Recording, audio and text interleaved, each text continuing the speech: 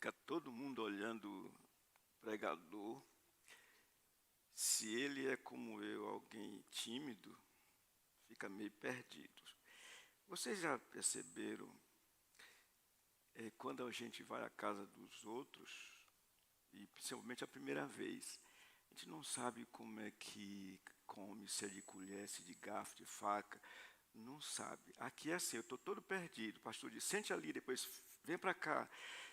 E aí eu não sei o que fazer, né? Aí chega na hora de, pastor, qual é o tempo que eu falo? Não se preocupe, todo mundo aguenta firme. Eu digo, pronto. Então, vocês veem que é difícil. Bom dia no Senhor Jesus, meus irmãos e irmãs, nesta manhã. Tudo bem com vocês?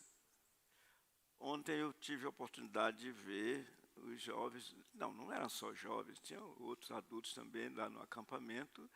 Aí eu vi aqui e confirmo o que eu vi. Vocês são animados, eu gostei de ver isso aqui. Mas eu dei bom dia e poucos responderam. Bom dia. Vamos abrir nossa Bíblia no Evangelho segundo Mateus.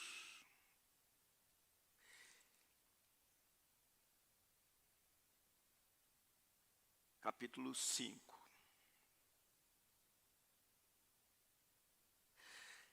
Assim está escrito.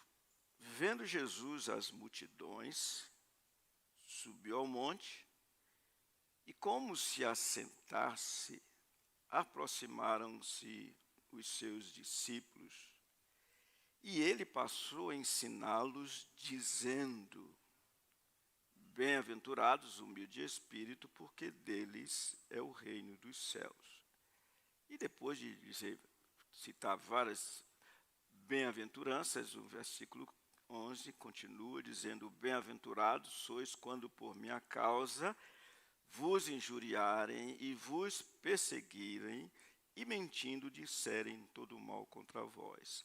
Regozijai-vos e exultai, porque é grande o vosso galardão nos céus, pois assim perseguiram aos profetas que viveram antes de vós. Pai Celeste, estamos diante de Ti, diante da Tua palavra, todos necessitados dela, de Ti. Por isso, em nome de nosso Senhor Jesus, rogamos, dá-nos entendimento, vivifica-nos. Nós pedimos, faze isso, perdoa os nossos pecados. Oramos em nome de nosso Senhor Jesus. Amém. Acabamos de ler parte do que é conhecido como Sermão do Monte. São 3 capítulos, esses 5, o 6 e o 7. 3 capítulos que mostram algo extraordinário. Não é só beleza no sentido de conteúdo, não é só empolgante, porque quem expôs foi simplesmente o Filho do Deus vivo.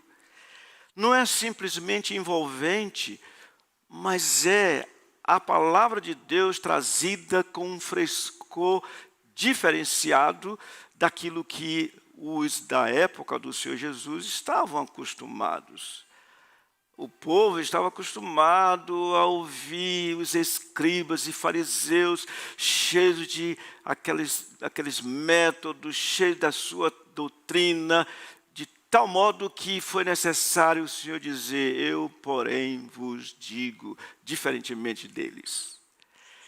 E foi um sermão tão maravilhoso que quando ele terminou, diz que as multidões estavam estupefatas, porque ele as ensinava, não como os escribas e fariseus, com autoridade. É um sermão, portanto, que uma vez que Mateus o inseriu logo no início do seu evangelho, constituído de 28 capítulos, deve ter um significado muito importante. Por quê? Porque quando Mateus colocou isso aqui, ele que principalmente vem falando aos judeus, sempre citando a lei, ele o fez porque os judeus esperavam algo parecido com tempos há pouco tempo nosso, que chegou o Messias que vai libertar o Brasil desse problema, do império, etc, etc. Era essa a ideia. Que viesse alguém, tirasse eles do domínio romano, militarmente falando, e fizesse com que o reino se estabelecesse. Ele vem e diz, não é assim não. Bem-aventurados os humildes de espírito, porque deles é o reino dos céus. Então, já de antemão, podemos dizer, irmãos, que esse sermão do monte é muito importante para nós. Nós que cremos, nós que nascemos de novo, porque para os outros não tem nenhum sentido, a menos que nasçam de novo. Então, eu gostaria de falar para vocês algumas coisas sobre essas bem-aventuranças. Interessante que começam com as bem-aventuranças, a introdução do Sermão do Monte. Isso é significativo, porque vai tratar do caráter, como diz o Dr. Martin Lloyd Jones, do caráter do cidadão do reino dos céus. Então, com esse caráter, eles vão ter que enfrentar o mundo, eles vão ser perseguidos, e com esse caráter eles vão influenciar de tal maneira que o Senhor chegou a dizer, vós sois o sal da terra, vós sois a luz do mundo. Tudo bem? Eu fiz uma perguntinha, irmãos. Tudo bem? Sabe por que eu faço isso? Porque o Senhor Jesus, lá mesmo Mateus, no capítulo 13, depois de ensinar os seus discípulos, perguntou assim, vocês entenderam o que eu disse? Aí eu disse, então o Senhor está ensinando e pergunta, né? Por isso que eu pergunto, vocês entenderam, irmãos?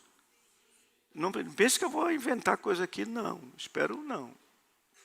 Pois bem, então o que nós vamos ver em primeiro lugar?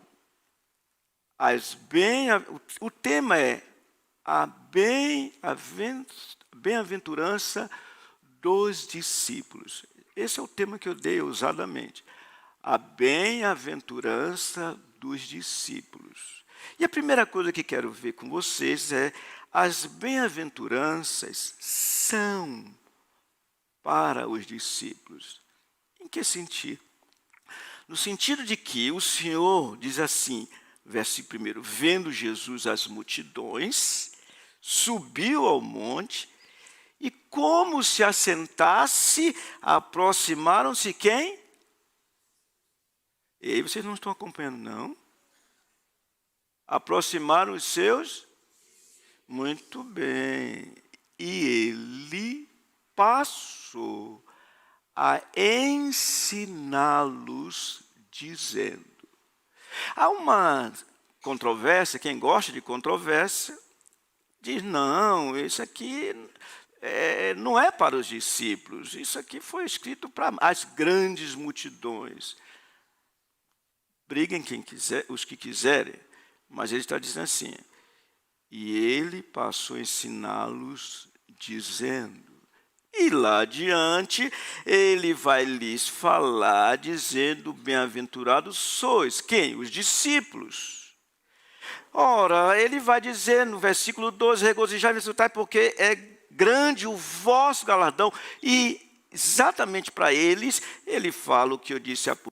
Vós, os discípulos, vós sois o sal da terra. E enfaticamente diz, vós sois a luz do mundo. Então, principalmente, essencialmente, as bem-aventuranças são para os discípulos. O Senhor senta-se numa atitude própria de um mestre que não tem pressa. Por isso, agora eu entendi porque o pastor disse, fique à vontade. Fique à vontade, só que em pé, né? Naquela época era sentado, todo mundo ali em volta, ouvindo o ensinamento do Senhor. Meus irmãos, eu tenho algo a dizer aqui. Os discípulos do Senhor, eles amam a lei do Senhor. Os discípulos do Senhor fazem questão de, como Maria, quedar-se aos pés do Senhor a ouvir-lhe os ensinamentos. Os discípulos do Senhor são daqueles que não só ao ouvirem se alegram, mas também dizem, alegrei-me quando me disseram o que, irmãos? É interessante. Vamos à casa do Senhor. Eu estou vendo aqui, ó, cadê Maria, João? Não estou vendo aqui, pastor. Olha, Eusébio, não vieram, pastor. Eu espero que não tenha sido daqueles que ficaram lá no acampamento, tomaram muito sol. Olha aí agora, olha o resultado.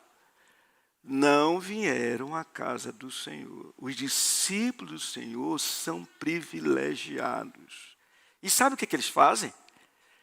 Se tem culto, agora, depois escola dominical, depois à noite, quem disse que eles vão ficar em casa? Não, eles vêm. Por quê? Porque não há lugar melhor para se estar do que na casa do Senhor. Meus irmãos, quando nós tivemos aquela pandemia, foi uma bênção essa pandemia. Uau, eu falei, heresia foi?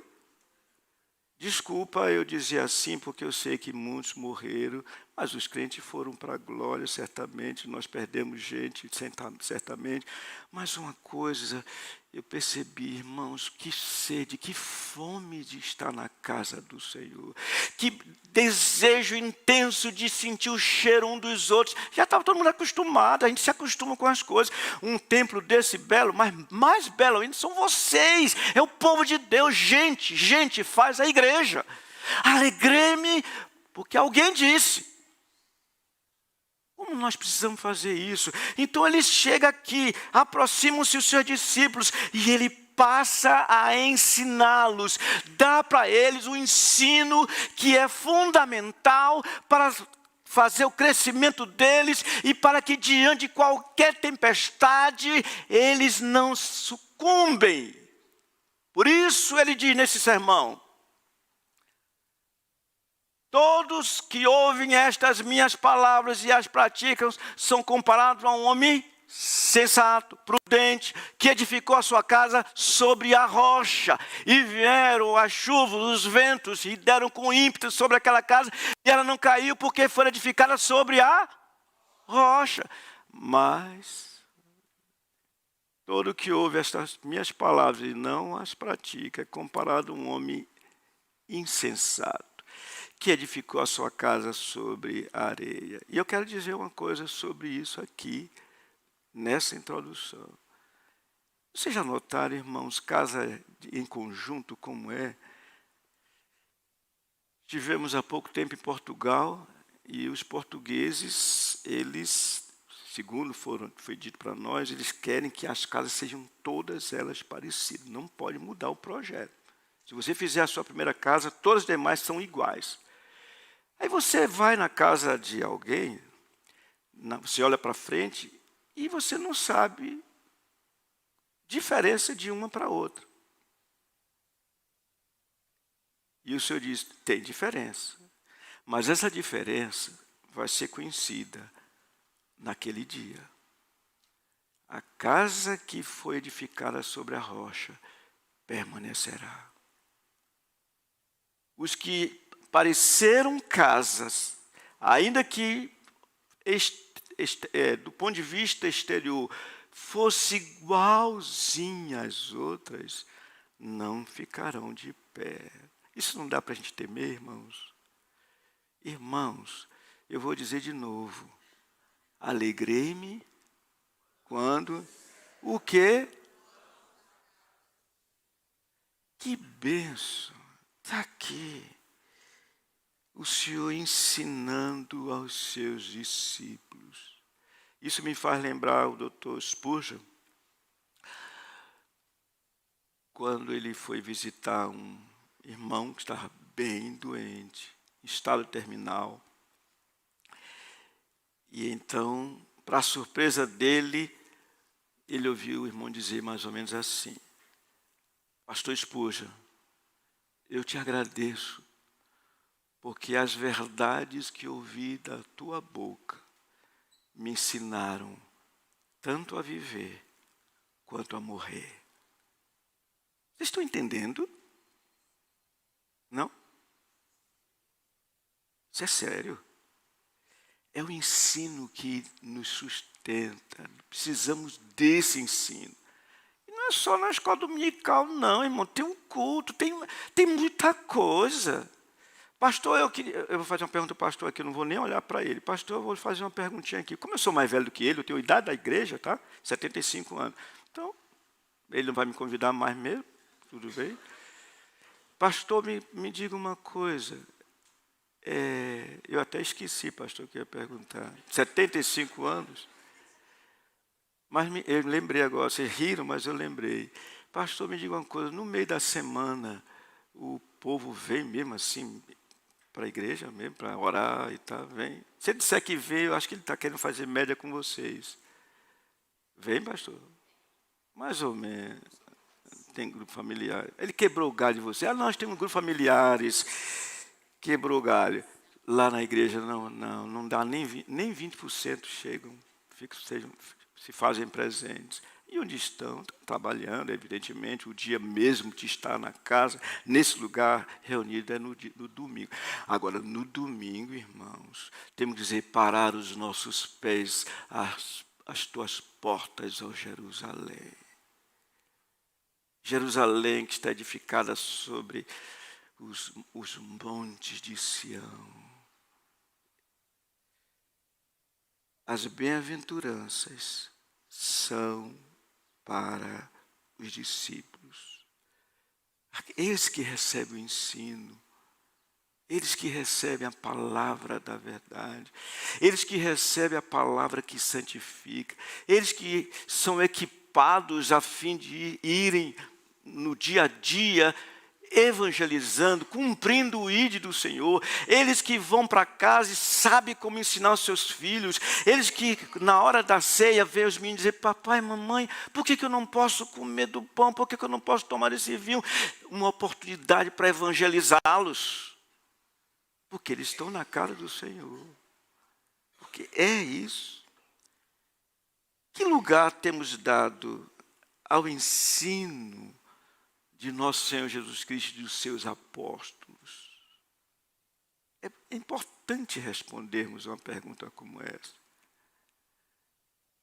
Tendo o Senhor visto a multidão, subiu ao monte e como se assentasse, aproximaram-se seus discípulos e ele passou a ensiná-los. Ficou claro isso aqui? Ficou. Eu estou tentando pregar como ele, tá? Porque eu já vi, eu queria pregar como ele. Vocês são muito privilegiados. Eu queria pregar como ele. Ele vai pregando vai dando com o jeitinho dele, todo manso e tal. A segunda coisa que eu vejo aqui, irmãos, é a enfática menção das bem-aventuranças dos discípulos. Eu imagino que vocês aqui de São Paulo são letrados. Se fosse lá, eu ia dizer, olha, enfática, o que significa ênfase? Eu ia dizer, mas vocês sabem, não sabem? Todos sabem? Não necessariamente. Eu já descobri que no meio do povo, e a igreja, o povo de Deus, tem até gente inculta, indouta, tem gente letrada, tem gente culta. Então, dizia o pastor Caio, pai, meu filho, vamos falar de forma mediana. Tem gente que aguenta 4 horas de culto, tem outros que só 2 horas, e olhe lá. Então, vamos dar uma metade. ênfase, quando eu falo de ênfase aqui, eu de respeito à repetitividade de algum aspecto do que se está expondo. Qual é a ênfase aqui? Se vocês verem, vocês vão observar quantas vezes se faz menção, o Senhor fez menção da expressão bem-aventurados. Então ele mostrou enfaticamente, interessante, falando, bem-aventurado, o Senhor não fazia repetição à toa, não. Tudo que ele fez, tudo que ele disse, tinha sentido, tinha propósito. Então nós vemos que, ao mencionar as bem-aventuranças, ele trouxe uma ideia que existe um elo. Vocês sabem o que é uma corrente? São vários elos, não é isso? Elo. Existe elo. Como assim? Olha só, ninguém vai chorar se não for humilde de espírito. Então, primeiro ele diz, olha, bem-aventurados os irmãos. Os humildes de espírito. Mas por quê? Porque deles é o reino dos céus. Lucas chama de pobres de espírito. Depois nós vamos ver isso aqui, se der tempo, se vocês ficarem, nós vamos ver o significado dessas bem-aventuranças. Mas eu disse, se alguém chora, e aqui, irmãos, não é o choro porque a casa desabou, não é o choro porque morreu alguém, não, é um choro espiritual, sobretudo. É o choro porque ofendemos a santidade de Deus, é o choro de quem vê alguém desprezando a lei do Senhor. Então, é um choro espiritual. Quem mais chorou do que nosso Senhor Jesus? Vendo ele Jerusalém, diz que Jesus lamentou. Jerusalém, Jerusalém, que mata os profetas e os que te foram enviados, apedreus que te foram enviados. Quantas vezes quis eu reunir-vos como uma galinha faz com os seus pintinhos, mas vós não quiseste. Choro porque o povo rejeitava algo tão precioso que é a lei do Senhor.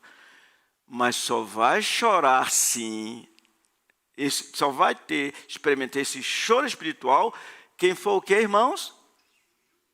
Quem passar por essa questão de ser humilde de espírito. Aí ele vem, olha, se chora, vai ser o quê? Misericordioso. Eu nunca vi o nosso país de olhos tão enxutos, eu falo do povo evangélico, do que nesses últimos anos. Não chorava, brigava, odiava. Misericórdia? O que é isso? Mas olha, bem-aventurado misericordioso. Vocês estão vendo os elozinhos? Ora, se eu sou humilde de espírito, eu vou chorar pela minha pobreza espiritual. Se eu sou humilde de espírito, eu vou chorar. Mas olha só, eu pulei uma, não foi? Vocês nem disseram, olha, passou de um elo. Vocês não falaram. Qual era? Versículo 5, bem-aventurados os mansos, ó. Eu sou humilde de espírito, eu choro. Eu vou me agarrar com unhas e dentes às coisas desse mundo, irmãos? Não. Por quê? Eu herdarei a terra. Eu herdarei a terra, vou ligar para essas coisas que vêm. Eu vou fazer como Jó, o Senhor deu, o Senhor tomou, bendito seja o Senhor. Interessante, né? Olha os elos. Vocês estão gostando? Eu tenho até medo quando diz que gosta. Olha só, bem-aventurados os limpos de... Não é fácil, isso aqui nos humilha. Por isso que eu digo que eu fico desconfiado. Isso nos humilha até o pó, irmãos. Bem-aventurados os limpos de coração. Ou seja, aquele que não tem divisão. O que está no seu interior é visto, é falado, é expressado no exterior. Porque a boca fala do que está cheio o coração. Eles têm a Deus como alvo. Bem-aventurados. Não, eu acho que eu estou vendo alguma coisa aqui bem diferente. O verso 9 diz o quê? Os pacificadores. Meus irmãos, quem foi o pacificador por excelência? O príncipe da paz. Irmãos, os pacificadores, olha, eles têm pureza no coração. Eles são, consequentemente, pacificadores. Se der tempo, se o senhor quiser, eu acho que hoje à noite eu vou falar alguma coisa relacionada com isso. Mas olha, os pacificadores, eles não toleram ver pessoas em conflitos. Eles não vão tomar partido. Nós vimos no avião, impressionante, tinha 2 senhoras conversando, mas elas passaram um bom tempo conversando. Eu só ouvi assim, uma e outra. Ela falando mal de outra pessoa. Ela. Não vira assim, você não presta. Eu sabia que você não presta. Aí a outra disse, eu também sabia que você também não presta. Pronto, resolvi a questão. Não, mas é ela. É assim que a gente faz também. Fala mal dos outros. Ainda diz que é melhor falar pelas costas, porque a pessoa não vê, não tem problema nenhum. Tem, porque o Senhor não tolera a quem faz e promove contenda entre os irmãos. Bem-aventurados os pacificadores. Vocês estão percebendo, irmãos, como isso nos humilha até o pó? Bem-aventurados os perseguidos por causa da justiça. Eu não tomei partido, mas mesmo assim dizem que eu estou torcendo por um para o outro. Ou vocês nunca ouviram dizer, irmãos? Ou vocês nunca ouviram, os pais? Papai, o senhor gosta mais da minha irmã do que de mim. Olha, minha filha, seu pai não tem isso, não. O amor que seu pai tem por você, tem pela sua irmã. Estou pensando aqui lá em casa, viu? Na casa do pastor Dario nem é assim, não. Nem nas de vocês, mas lá em casa eu já tive muito disso. Por quê? Por causa da justiça. Então vocês vejam que há uma ênfase quanto às bem-aventuranças dos discípulos. Ou seja, quem for humilde de espírito vai ser perseguido, mas cheio da alegria do Senhor. Além disso, pelo contexto, podemos dizer, irmãos, que o ensino dessas bem-aventuranças é muito encorajador. Por quê? A vida cristã, ela é cheia de dificuldades, cheia de adversidades. No entanto, quando nós ouvimos o Senhor dizer assim de forma enfática, vocês são bem-aventurados, vocês são bem-aventurados, vocês são bem-aventurados, vocês são bem-aventurados, vocês se parecem comigo. Não é encorajador?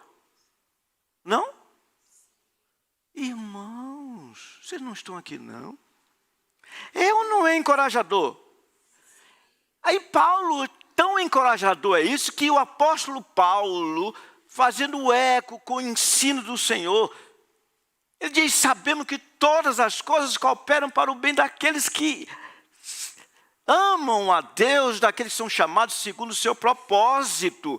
Porquanto aos que de antemão conheceu, também os predestinou para serem conformes à imagem do seu Filho, a fim de que ele seja o primogênito entre muitos irmãos. Olha que ensino encorajador. É um contexto de sofrimento aqui, que eu estou lendo Romanos capítulo 8. E aos que predestinou, a esses também chamou, e aos que chamou, a esses também justificou, e aos que justificou, a esses também glorificou. E então Paulo diz, que diremos, pois, à vista destas coisas? O que vocês dizem? Vocês sabem, não é possível.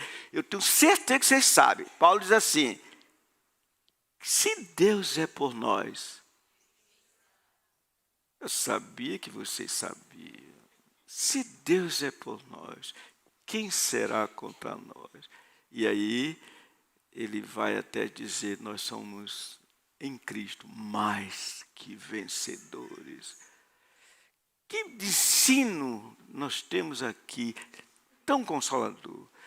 Por isso a ênfase, por isso o Senhor repete tanto, mas não sem propósito, com propósito, para nos encorajar, certamente. Pastor, eu estava com vontade de transformar isso aqui em escola dominical. Dizer, vocês têm alguma pergunta a fazer? Desculpa, pastor, o senhor desculpa. Desculpa, eu sei que vocês... Ele não sabia que... Eu não sei, eu espero que ele não se arrependa. Ele não sabia que... E vocês perdoem ele, viu? Que ele não sabia que eu ia fazer assim, né? Não sabia. Irmãos, sabe o que o Senhor diz lá em Lucas 12?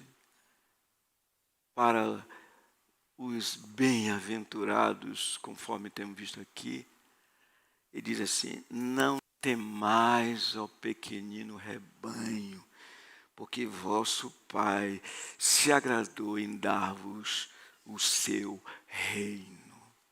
Que povo feliz somos nós. Por isso, ó, quando ouvirmos, nos alegremos. Alegrei-me quando me disseram, vamos à casa do Senhor. Não é o que eu devo falar aqui sobre Salmo 122, mas eu quero aproveitar a oportunidade para dizer o seguinte, irmãos.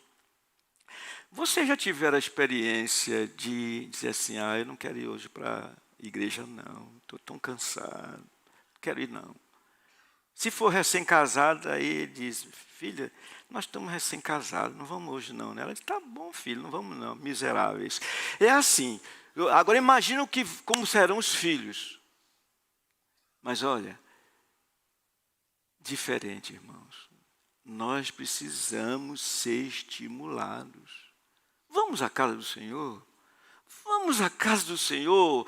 A pessoa fica ali e diz, me alegrei. E quando vem que volta, eu quero ver se alguém vai voltar do jeito que entrou aqui. Eu espero. Eu mesmo não voltar do mesmo jeito. Eu espero. Voltar mais santo, mais amante do Senhor Jesus. Aqui falam em amém, pastor? Falam. Eles deviam dizer, não. Vocês deviam dizer. Amém, amém. Então vejamos, irmão, em terceiro lugar, a graciosa, detalhada definição das bem-aventuranças. Já tenho falado, mas é interessante. Aqui, meus irmãos, nosso Senhor relacionou a verdadeira felicidade ao caráter multifacetado dos seus discípulos. Por que multifacetado? Porque você vê aqui várias facetas. Humilde de espírito, os que choram, etc, etc. Várias facetas numa mesma pessoa. Um caráter é o mesmo. Ou seja, o Senhor definiu o que é que faz com que Ele diga que seus discípulos são bem-aventurados. Ele faz assim, ele elenca essas definições. Bem-aventurados os humildes de espírito. Já tivemos a oportunidade de ver pessoas pedindo esmola. A gente pode dizer assim, não confundindo com Lázaro, dizendo, olha, tão humilde. Mas não é isso, não. Humilde espírito é aquele sobre o qual o Senhor derramou luz. Consequentemente, é aquele que passou a ver-se a si mesmo. Hoje de manhã eu imagino que todo mundo olhou para o espelho. Não vou dizer coisa ruim aqui, mas não vou dizer também coisa tão agradável, né? É só você lembrar o que você viu lá no espelho. Você. Só que você olhou para o espelho, viu o seu estereótipo. Opa, deu uma ajeitadazinha. Não tem problema nenhum, é importante. lava o rosto para não mostrar que está jejuando, coisa parecida. Isso é hipocrisia. Não, precisa, sim, ungir o rosto, ungir a cabeça, pentear o cabelo, escovar os dentes. Mas o espelho, se for a palavra do Senhor, vai dizer: ei, você está odiando seu irmão? Você está devendo e não quer pagar? Você não quer se submeter ao Estado? São particularidades, frutos, as quais são próprias e adequadas e realizadas por quem é humilde de espírito, vê a si mesmo. Você lembra de Zaqueu? Lembram quando Zaqueu se interessava para ver o Senhor Jesus? E Zaqueu foi lá para cima no sicômoro. O Senhor Jesus disse: Zaqueu, desce depressa porque me convém hoje ir à tua casa. E começou a ensinar na casa de Zaqueu. Mostrou o espelho da lei do Senhor, a palavra do Senhor, e Zaqueu então disse: Senhor, resolvo devolver a quem devo. Restituir 4 vezes mais aqueles que eu devo. Ele era publicano. E o que o Senhor Jesus disse? Hoje houve salvação nesta casa. Zaqueu viu-se a si mesmo, à luz da palavra do Senhor. Meus irmãos, uma certa ocasião, eu estava numa reunião com jovens, e um deles orou que eu nunca esqueci. Vocês não eram nascidos ainda. Um deles disse: Senhor, se tu revelares, mostrar o avesso do que somos, nós não suportaríamos. Irmãos, não é à toa que o Senhor Jesus disse: vós que sois maus.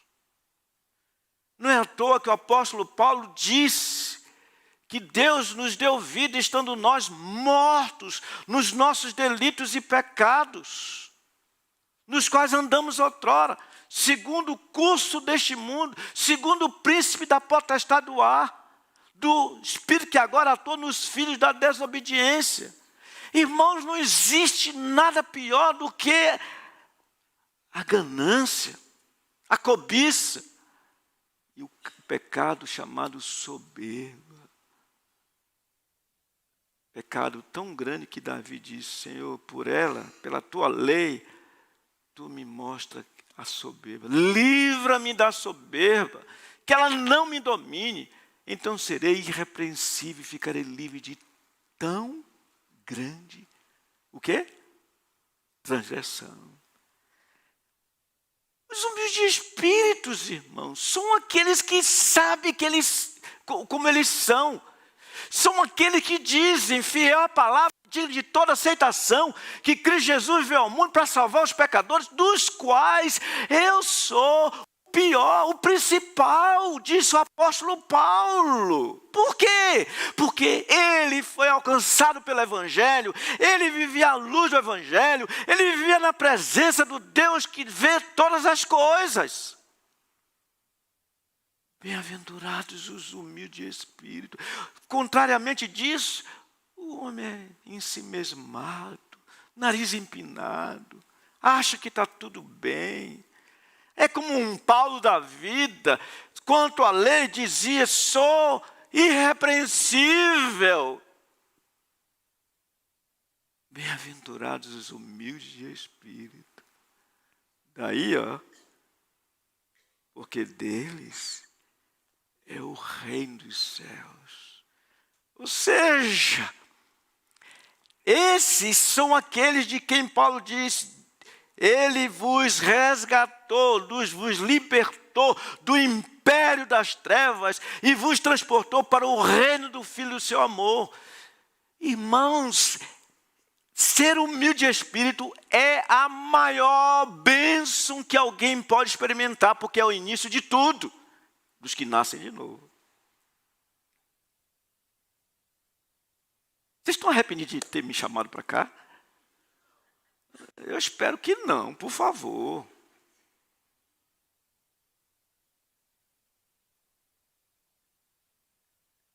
Agora vai ficar fácil o elo. Olha só. O que acontece com o humilde de espírito? O que acontece? Vocês ainda não viram? A bem-aventurança seguinte. Ei, irmãos, o que é que diz a seguinte? Bem-aventurados os que choram. Perguntemos ao apóstolo Paulo, um homem daquela estatura, um homem que disse: o bem que eu quero, esse eu não faço, mas o mal que eu não quero, esse eu faço. E ele prorrompe, destruído, como que destruído, dizendo: desventurado o homem que sou, quem me livrará do corpo desta morte? Choro. Só tem um que chorou do ponto de vista espiritual, mas não por causa dos seus pecados, porque ele não tinha pecado, mas ele chorou por causa dos pecados dos outros. Como ele amava o Pai, como era doloroso para ele ver o que faziam contra o Pai, como desprezavam a lei do Senhor. Então, bem-aventurados os que choram. Ou seja, como eu disse, esses são os que lamentam, choram, porque os homens não guardam a lei do Senhor. Mas antes choram por si mesmos, porque sabem que são pecadores.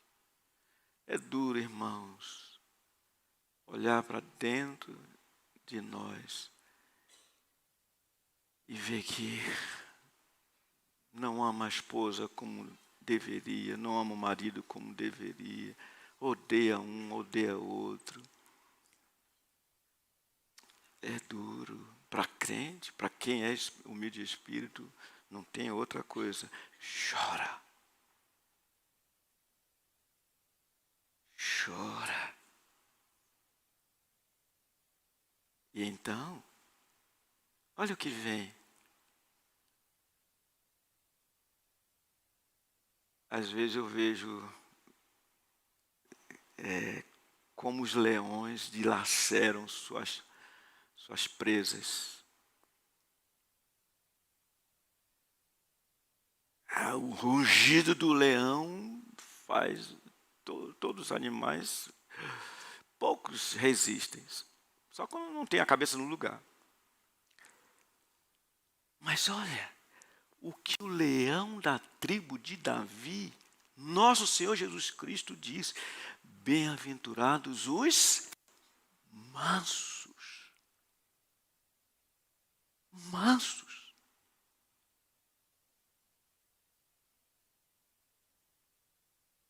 Claro, é a consequência de ser humilde de espírito, de chorar. Não vai se agarrar com unhas e dentes aos seus direitos. Não. Vai até dizer: o meu reino não é deste mundo.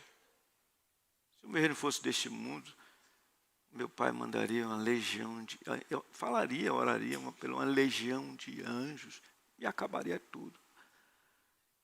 Se fosse desse mundo, se ele manso, João e o seu irmão, falando dos samaritanos, quer Senhor que mandemos descer fogo do céu e os consuma. Ele disse: vós não sabeis o que dizeis, o vosso espírito não é igual ao meu. Irmãos, não acreditem nessa violência que temos diante de nós, nos nossos dias.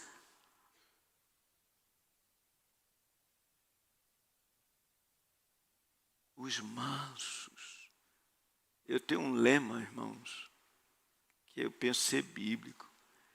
Quem perde, ganha. Vocês sabiam disso? A matemática divina é assim, diferente. Quem perde, ganha. Vocês já tiveram a experiência de alguém te pedir um valor emprestado e você diz, puxa. E a pessoa não ouviu, não. Mas você diz, puxa.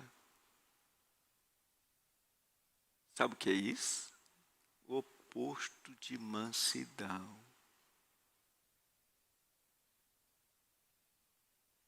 Não humilha a gente esse sermão? Humilha ou não humilha, irmão? Humilha. Aliás, é para humilhar mesmo. Bem-aventurados os mansos. Então, esses mansos, eles vão herdar a terra. Por isso que ele não faz questão das coisas daqui, não. Não é que ele vai abrir o guarda-roupa, leve tudo que vocês quiserem, tome tudo. Não, não é isso. Mas se tiram dele, eles dizem assim, mas bem-aventurado é dar do quê?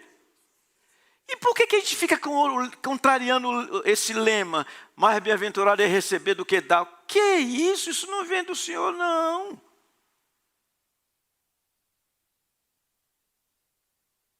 Bem-aventurados os que têm fome e sede de justiça. Oh, pastor, eu estou com preparo com o tempo. Quanto tempo mais ou menos? Diga aí. Ele não quer dizer, olha, se vocês falem com ele, porque eu estou preocupado, porque tem muita coisa pela frente. Eu não vou dizer tudo, claro, né, evidentemente, mas olha só, bem-aventurados que têm fome e sede de quê? De justiça.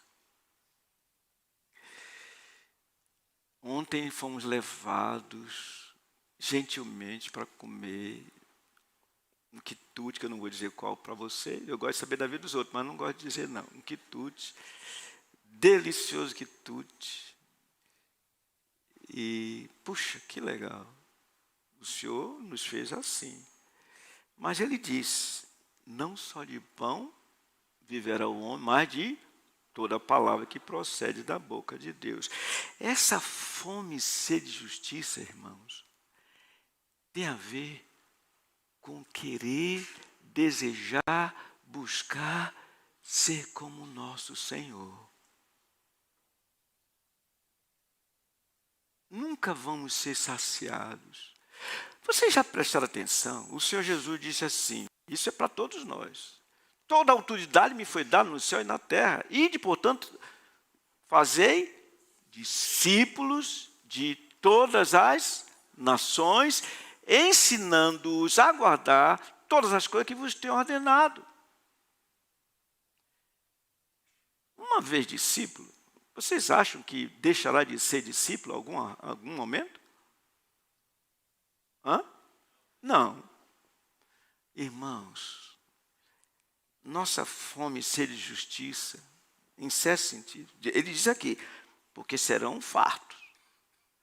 Mas nós vamos nos saciar quando estivermos longe desse corpo de morte e estivermos nos alimentando eternamente do Senhor. Eternamente. Será um banquete que não terá fim. As bodas do Cordeiro. Fome e sede de justiça. E é interessante, sabia que o Senhor Jesus também tinha esse tipo de fome? Por quê?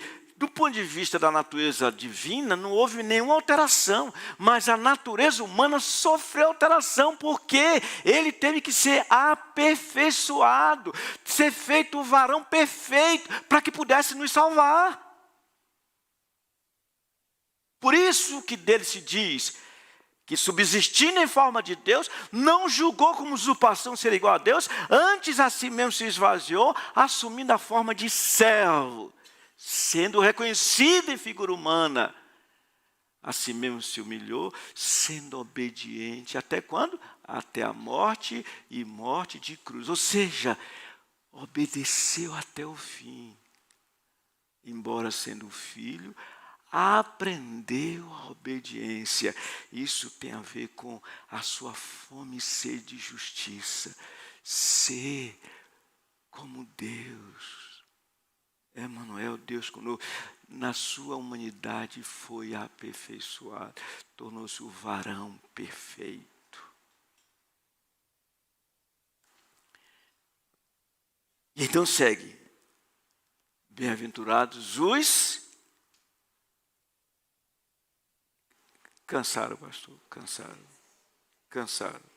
Estou certo de que cansaram, pastor. Bem-aventurados os... agora é o que eu vou dizer, tem que ter misericórdia mesmo. Os misericordiosos. Irmãos, como esse mundo carece de pessoas misericordiosas.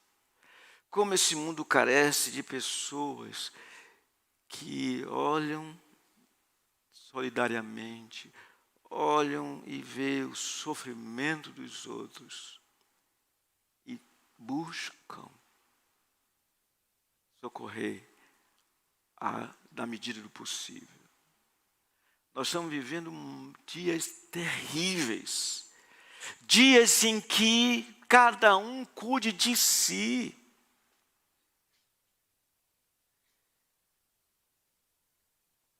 Como há necessidade de filhos serem misericordiosos em relação aos seus pais. Eu falava domingo passado, filhos que colocam seus pais em asilos, achando que deram a eles o maior conforto possível. Eu vou dizer, irmãos, tem toda a possibilidade de não terem misericórdia. Por isso que o apóstolo Paulo diz, num contexto de assistência às viúvas, ele diz, se alguém não tem cuidado dos seus, nem os da sua própria casa, tem negado a fé e é pior do que quem? Os descrentes, né? Os descrentes. Meus irmãos, bem-aventurados e misericordiosos. Só nós crentes podemos ser misericordiosos. Estender as mãos para acudir ao necessitado. Olha qual é o resultado disso?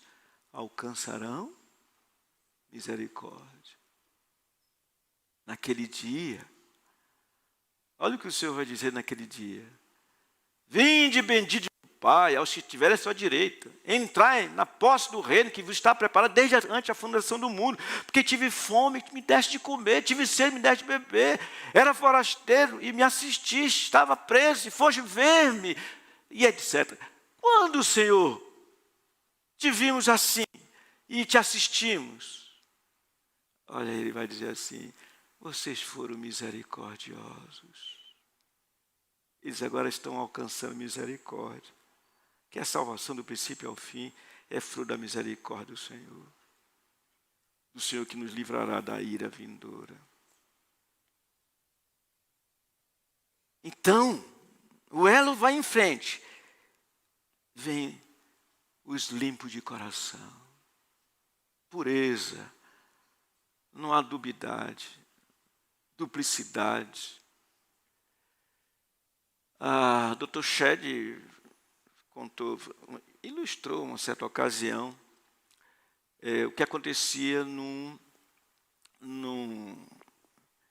país aqui da América Latina, que eles faziam uns vasos bonitos de cerâmica, alguma coisa assim, e esses vasos eram testados. Você pega o vaso e bate, pelo som, sabe se é autêntico ou não. E diz que tinha malandro que fazia o seguinte, colocava cera onde havia rachadura do vaso. Aí, o outro teste era pegar o vaso e colocá-lo contra a luz. Aí via. Irmãos, os limpos de coração são os sem cera.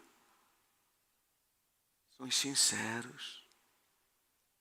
Que o Senhor nos ajude, para que de fato haja autenticidade em nós.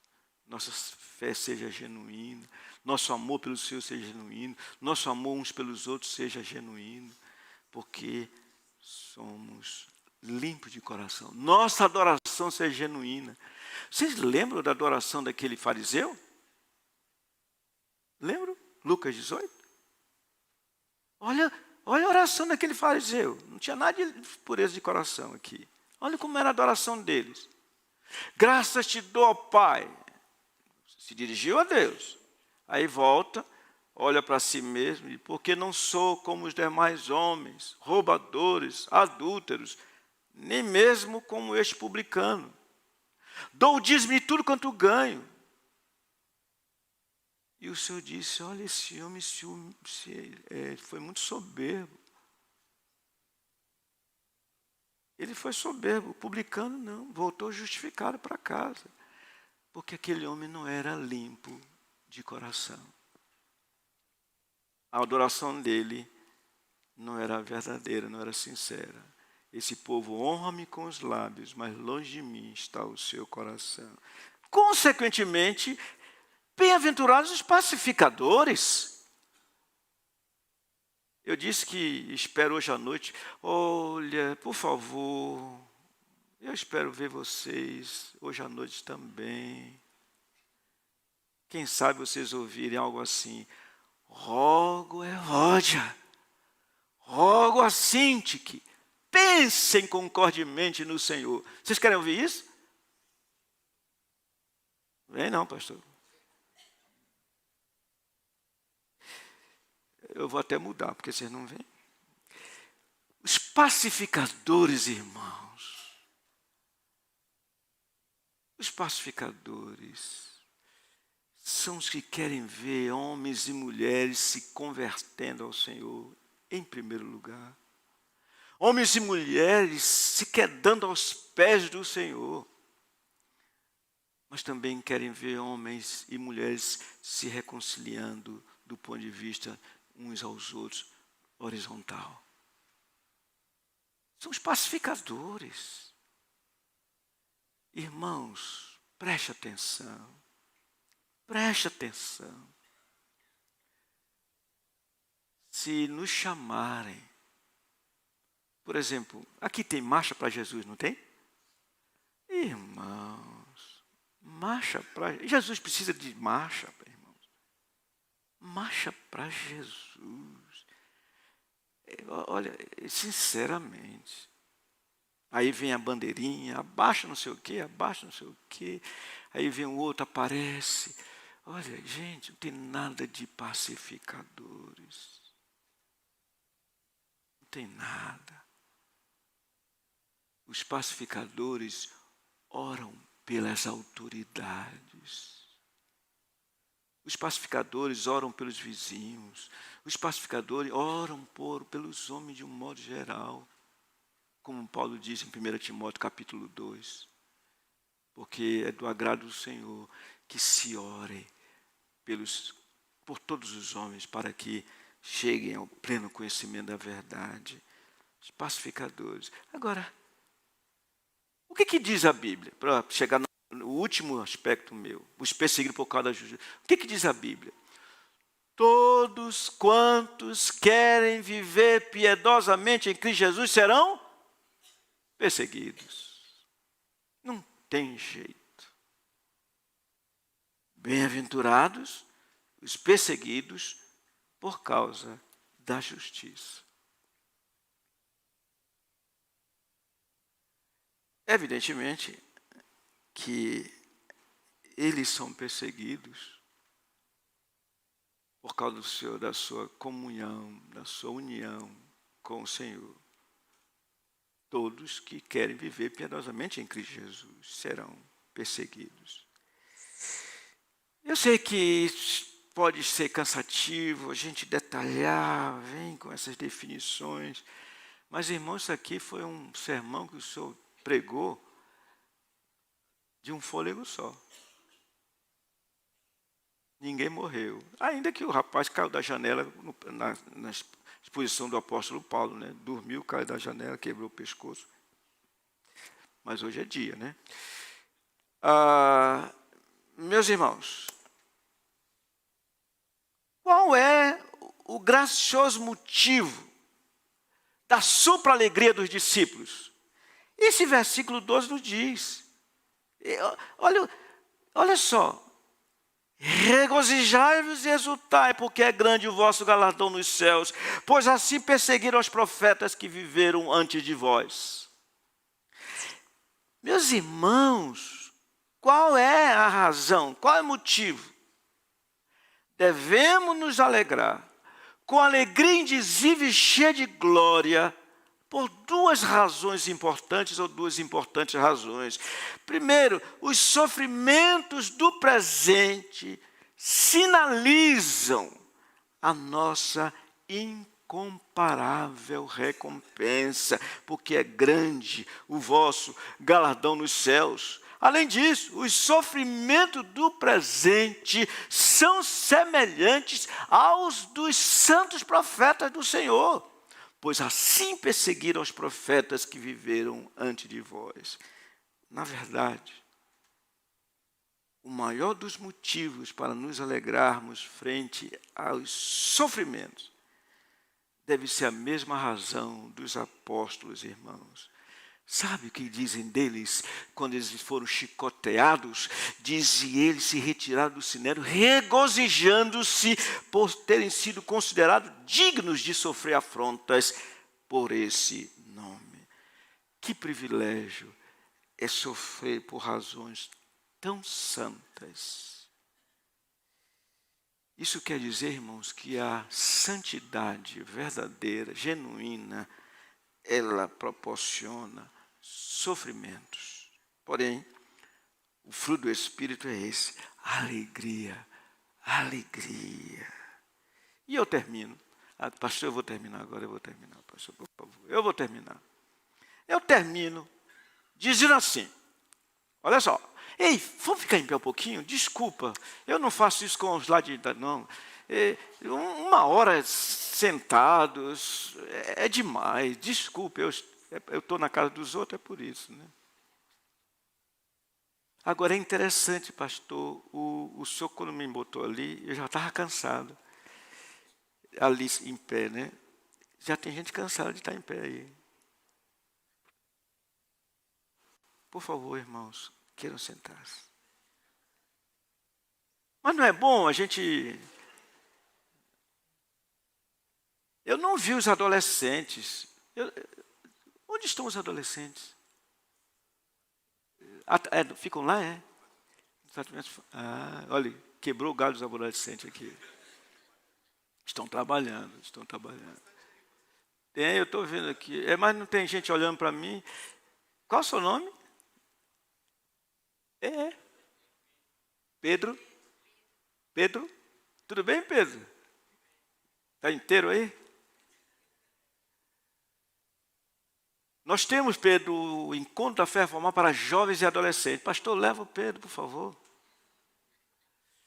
Pois bem, em último lugar, as bem-aventuranças apontam para o único perfeito bem-aventurado. Quem é ele? É ele.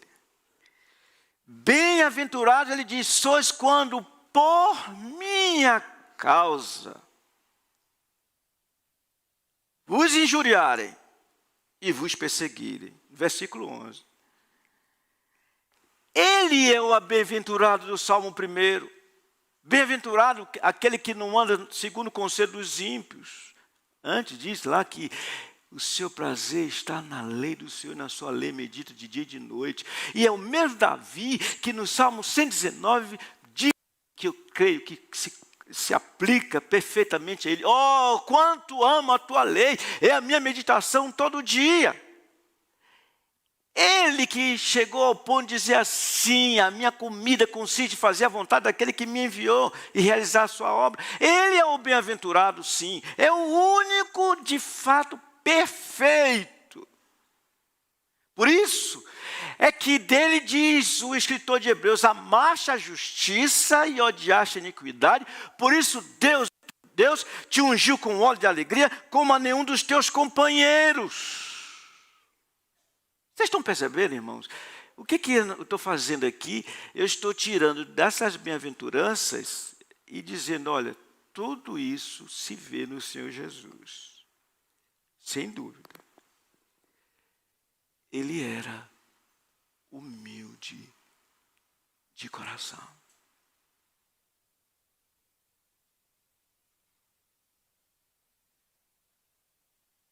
Ele chorava. Ele era manso. Ele, como vimos, tinha fome e sede de justiça. Ele era misericordioso. Não havia divisão nele, ele era limpo de coração. Ele era o príncipe da paz, portanto, o pacificador. Ninguém foi perseguido como ele, a ponto de dizer: odiaram-me sem motivo. Mas ele era o mais alegre de todos.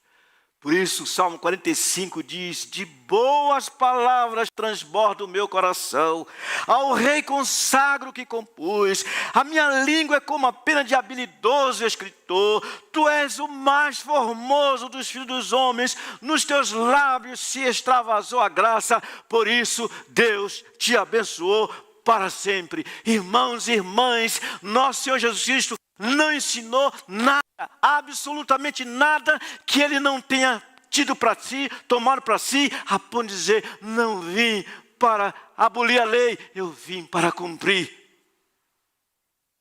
E a sua justiça, ela excedia e excedeu em muito a dos escribas e fariseus, porque era uma justiça de coração, era uma conduta de coração, era a conduta de quem, depois que entregou a sua vida, o Pai demonstrou a sua santidade perfeita, ressuscitando dentre os mortos, fazendo-o assentar-se à sua direita.